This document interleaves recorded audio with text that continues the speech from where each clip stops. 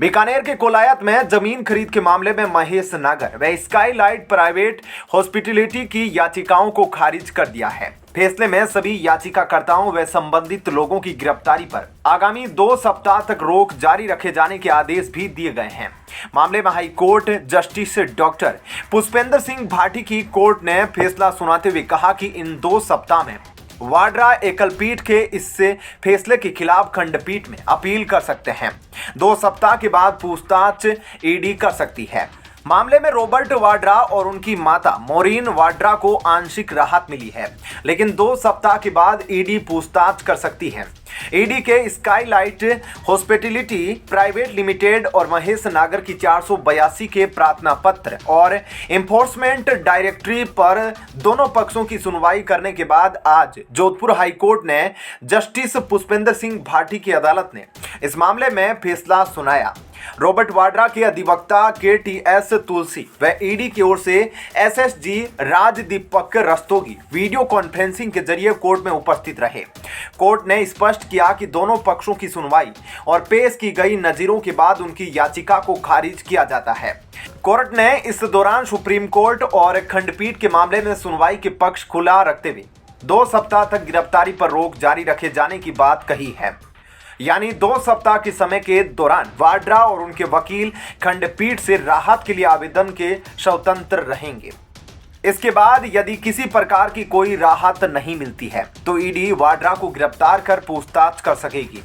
मामला साल 2018 में बीकानेर के कोलायत में सरकारी जमीन की खरीद फरोख्त से जुड़ा है।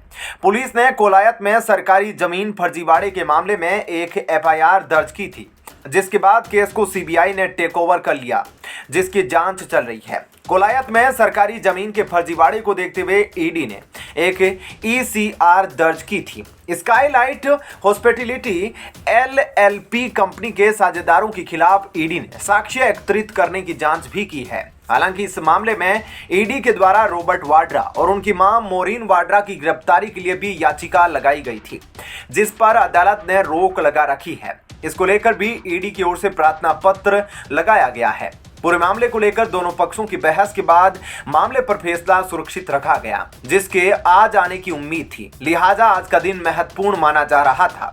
दरअसल बीकानेर के कोलायत क्षेत्र स्थित जमीन खसरा नंबर 711/499 और 710/499 की 120 बीघा जमीन की अधिकृत प्रतिनिधि के रूप में खरीदकर वर्ष 2010 में रजिस्ट्री करवाई गई। इसके लिए रॉबर्ट वाड्रा और मां मरीन वाड्रा ने एक चेक दिया था। इस चेक के द्वारा बिचौलिए महेश नागर ने अपने ड्राइवर के नाम जमीन खरीदकर इस पूरे घोटाले को अंजाम दिया था। मामले में 2010 में FIR दर्ज हुई थी।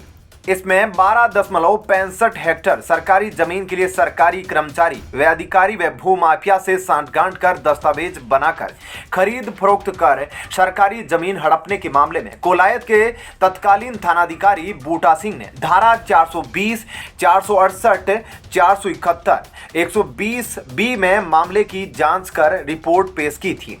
आपका इस खबर पर क्या कहना है जरूर बताएं। धन्यवाद।